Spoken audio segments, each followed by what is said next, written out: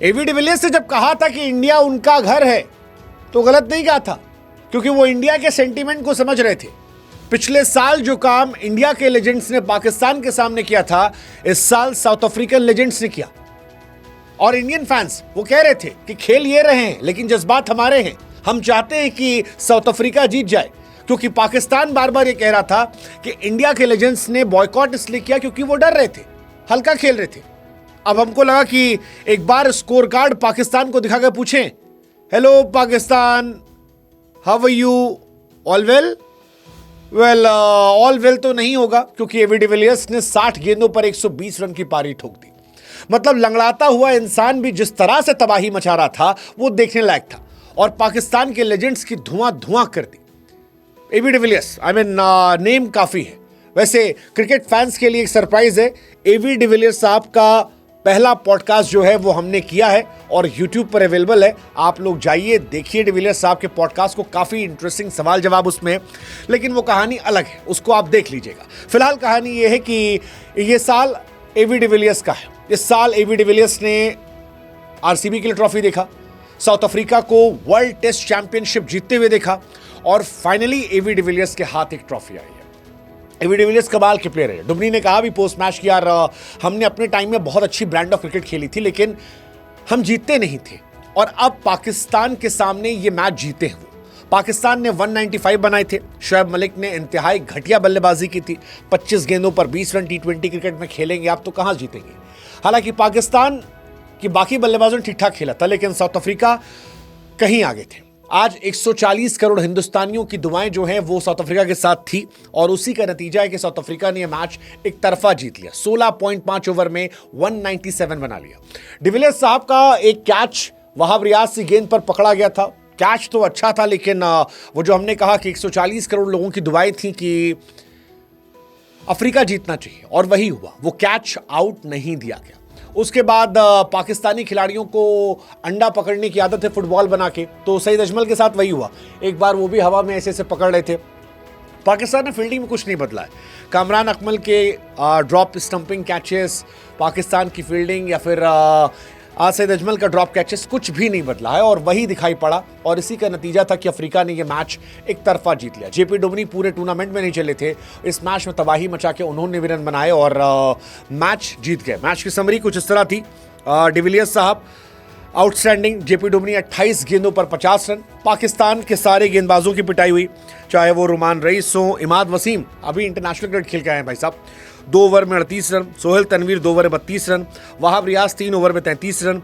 एक सईद अजमल थे जो थोड़े इफेक्टिव लग रहे थे मुझे, और उनके अलावा किसी ने कोई चला नहीं, और वही सारी कहानी पलट गई। ये टूर्नामेंट WCL मेरे लिए भी खास था, क्योंकि WCL के बहुत सारे पॉडकास्ट हमने किए हैं, जिसमें आगे आने वाले समय में आपको हाशिम आमला का, इमरान ताहिर का, मोइन अली का, क्रिस गेल के पॉडकास्ट आपको दिखाई पड़ेंगे। डिविलियर्स वाला आप चाहे जाके देख सकते हैं, बट डिविलियर्स के लिए आज बहुत दुनिया में लोग खुश हैं, क्योंकि 4 मैच में 3 शतक उसके नाम है। डिविलियर्स को पूरी जिंदगी लोगों ने चढ़ाया कि यार चोकर है, इंपॉर्टेंट मैचेस में वो हार जाते हैं, इंपॉर्टेंट मैचेस में चोक कर जाते हैं। इनफैक्ट सेमीफाइनल में डिविलियर्स जब नहीं चले थे तो डिविलियर्स का बहुत मजाक उड़ाया गया था कि डिविलियर्स एक्चुअली में चोकर है। वो ऑस्ट्रेलिया के सामने फ्लॉप हो गए, हालांकि जैसे तैसे उनकी टीम मैच जीती थी। डिविलियर्स ने आखिरी में रनआउट अच्छा किया था, फील्डिंग अच्छी की थी, बट लोग उनसे एक्सपेक्ट कर रहे थे, और आज तो वो लंगड़ाते हुए थे। हैमस्ट्रिंग थी, फील्डिंग नहीं कर पाए। इंपैक्ट प्लेयर के तौर पर आज ओपनिंग करने हाशिम आमला के साथ आए, और फिर जो कुछ हुआ वो साउथ अफ्रीका के लोग आज देखकर खुश होंगे। साउथ अफ्रीका में इस साल चारों तरफ खुशी खुशी है। इस सीजन डिविलियर्स तबाही थे। पहला मतलब इस सीजन में एक्चुअली तबाही थे। आप टॉप 3 स्कोर देखोगे वो डिविलियर्स के हैं। एक मैच में 30 बॉल पे 63 रन, 51 बॉल पे 116 रन, 46 गेंदों पर 123 रन, और इस मैच में 60 गेंदों पर 120 run. That's AB de Villiers for you. 431 run 221 के स्ट्राइक रेट से फाइनल में 3 सेंचुरीज आखिरी के 4 मैचेस में।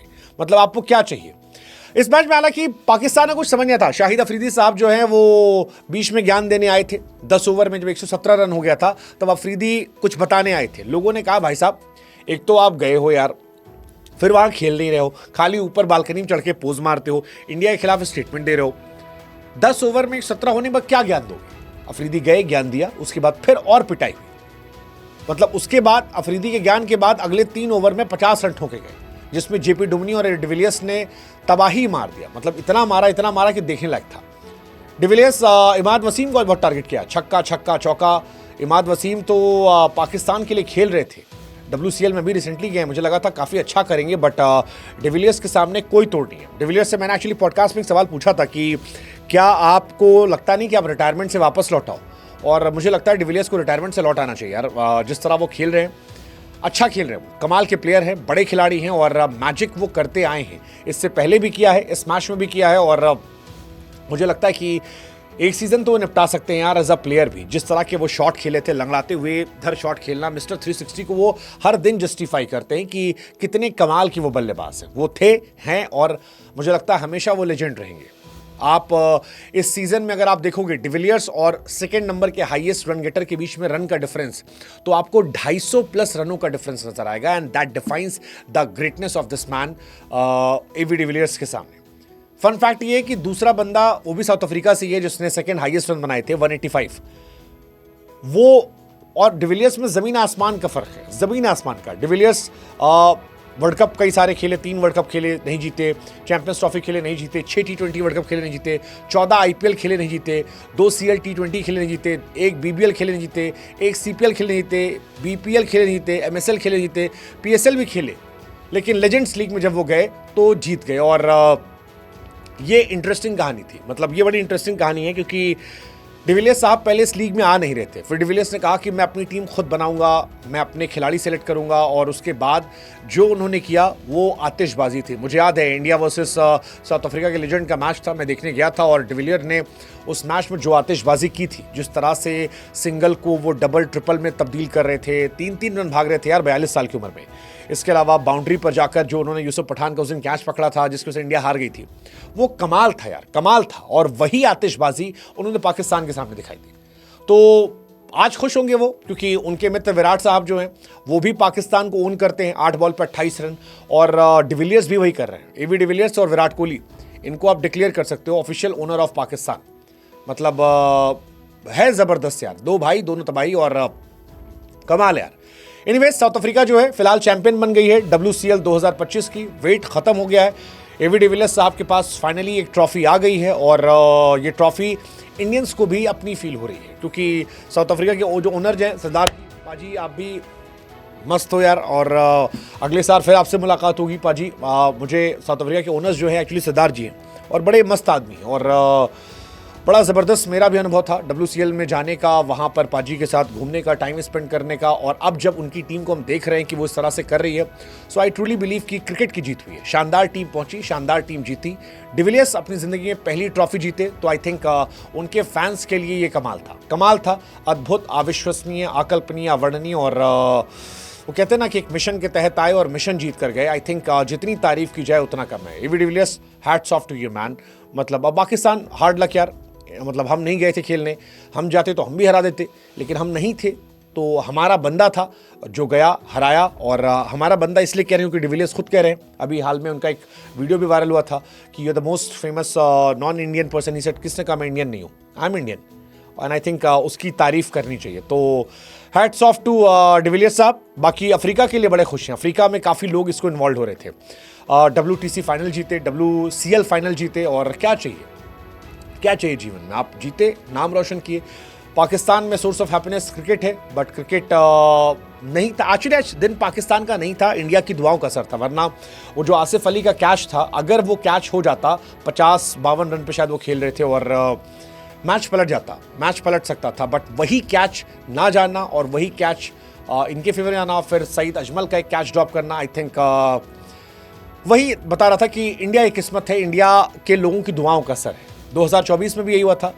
साउथ अफ्रीका, उस साल इंडिया हारी थी शुरू में, और बाद में इंडिया ने हरा दिया था। इस बार भी यही हुआ, अफ्रीका भी पहले हारी थी, बाद में अफ्रीका ने भी हरा दिया। तो शानदार है।